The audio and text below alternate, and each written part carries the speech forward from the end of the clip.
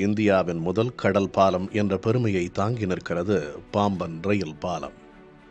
தீபகற்ப பகுதியான மண்டபத்திலிருந்து தீவு பகுதிகளான பாம்பன், ராமேஸ்வரம், தனுஷ்கோடி செல்ல ஒரு காலத்தில் படகுகளும் பரிசல்களுமே பயன்படுத்தப்பட்டன.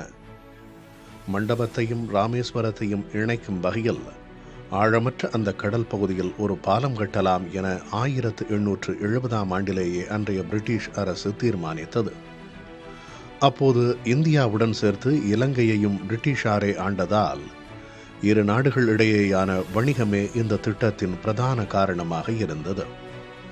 ஆனால் நிதி பற்றாக்குறை உள்ளிட்ட காரணங்களால் ஒன்றல்ல இரண்டல்ல 40 ஆண்டுகள் கிடப்பில் போடப்பட்டது இந்த திட்டம்.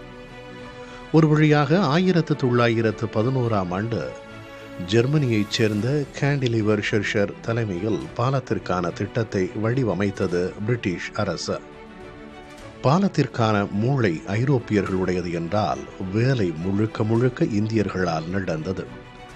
ராமநாதபுரம் மாவட்டத்திலிருந்த சிறைவாசிகளால் தான் பாலத்தின் பெருவாரியான கட்டுமான பணிகள் நடைபெற்றன. 3 வருட கால கட்டுமான பணிகள் முடிந்து ஒரு வழியாக 1914ஆம் ஆண்டு இந்தியாவின் முதல் கடல் பாலமாக பயன்பாட்டுக்கு வந்தது பாம்பன்.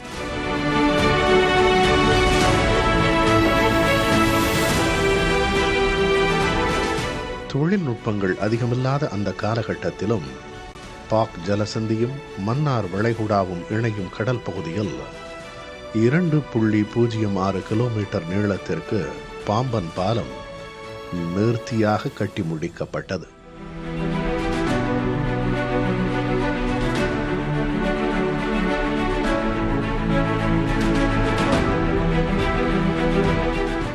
பல்வேறு இயற்கை சிற்றங்களை தாங்கிய பாம்பன் பாலம் 1964ஆம் ஆண்டு ராமேஸ்வரம் தீவை தாக்கிய சூறாவளியால் பலத்த சேதமடைந்தது.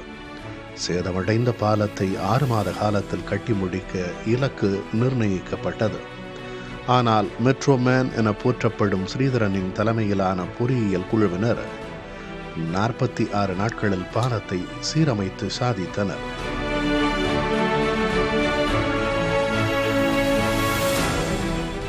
2006ஆம் ஆண்டு வரை மீட்டர் கேஜாக இருந்த இந்த ரயில் தடம் 2007ஆம் ஆண்டு அகல ரயில் பாதையாக மாற்றப்பட்டது.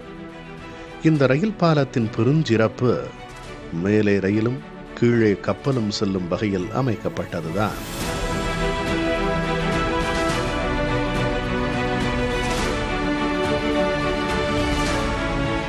அன்னப்பறவை இறக்கையை உயர்த்துவது போல தண்டவாளத்தை மேலே தூக்கி கப்பலுக்கு வழிவிடும் வகையில் இந்த ரயில் பாலம் வடிவமைக்கப்பட்டிருந்தது. 65.23 மீட்டர் நீளம் கொண்ட இந்த தூக்கு பாலம் கப்பல் வரும் நேரம் தொழிலாளர்கள் 8 பேரின் உதவியுடன் திறக்கப்படும். பெரிய ரக படகுகள், கப்பல்கள் கடந்த பின்னர் ரயில் பாலமாக பழைய நிலைக்கு சென்று இயங்கும். 143 தூண்களை கொண்ட பாம்பன் ரயில் பாலத்தில் பயணிப்பதையும் கப்பல்கள் கடக்கும் போது அதன் இயக்கத்தையும் கண்டு ரசிக்க பக்தர்கள், உள்ளூர் மற்றும் வெளிநாட்டு சுற்றுலா பயணிகள் என ஏராளமானோர் அங்கு செல்வதை வாடிக்கையாக கொண்டிருந்தனர்.